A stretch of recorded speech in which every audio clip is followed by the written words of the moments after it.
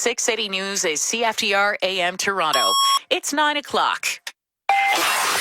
Number one for breaking news, traffic, and weather. This is 680 News, Toronto. Here are Paul Cook and Catherine Jeté. Good morning. This is Friday, the 14th of June. Here's what's making news right now. The Raptors rule the basketball earth. Canada, the NBA title is yours. The first time a team north of the border takes the championship in the history of the NBA. Thousands of Raptors fans take over downtown. I'm Carl Hansky in the middle of it all. The cleanup is now underway after that party that saw some vandalism. Even though the windows of a couple of police cruisers were smashed, Toronto police say the damage was isolated. It's finally time to plan the parade. City officials mapping out a route for a massive Monday morning celebration. All hail Messiah Ujiri. Way to go, Nick Nurse. Kawhi Leonard. For the first time in NBA history, the championship trophy is heading north of the border.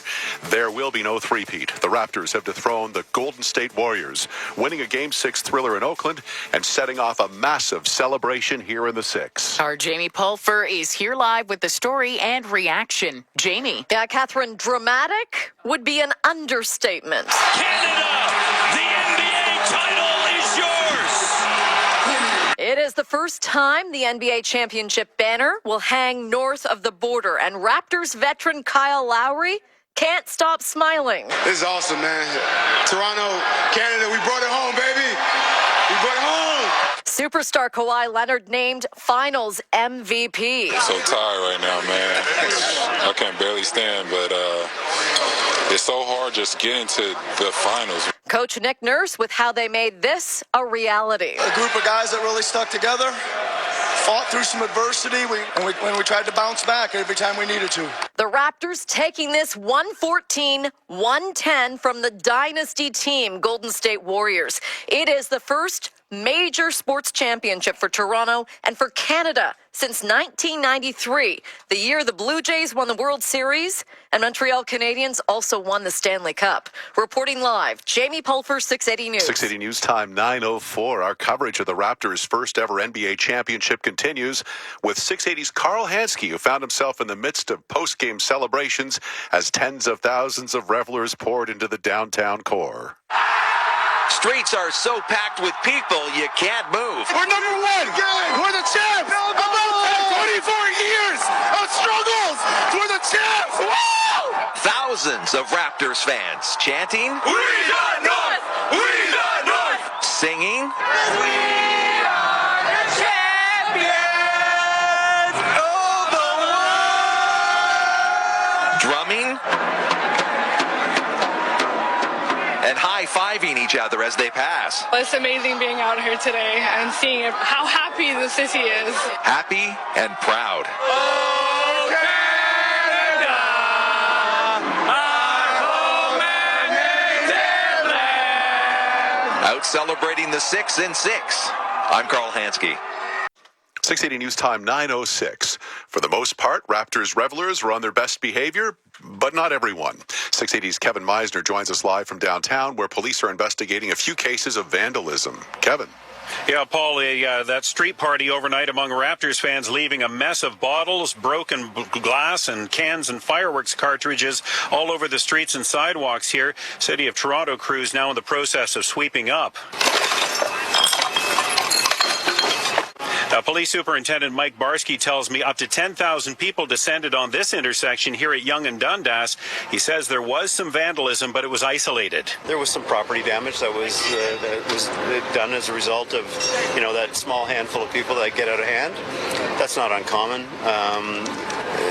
We had a couple of special events buses from the TCC that were damaged. We had a couple of police cars that were damaged.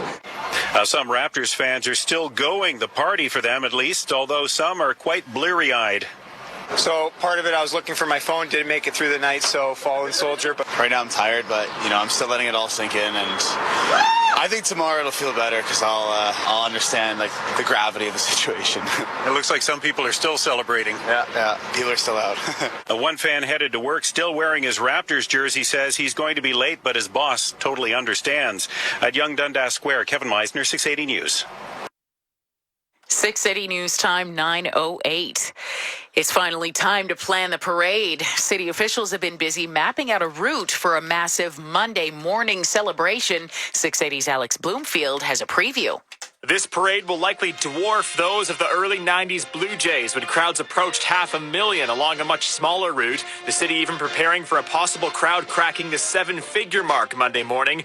It's a bright and early 10 a.m. start from the Raptors practice facility on the exhibition grounds. It will then head east along spacious Lakeshore Boulevard before turning north on York Street, passing by Jurassic Park, bending onto University, and then making a right turn into Nathan Phillips Square for a lunch hour ceremony. As for the weather, our meteorologist Jill Taylor is crossing her fingers. Any showers should be out of the way for the parade. At least I'm going to work on getting those showers out of the way, and should be just cloudy for the most part. Mayor John Tory says he doesn't have the power to declare a holiday, but he's urging companies to give their employees the morning off. I'm Alex Bloomfield. Time now for 680 Sports. From Sportsnet 590 The Fan, Peter Gross. Paul, my angle this morning is that it's the greatest accomplishment in Canadian sports history. The Raptors are the NBA champs.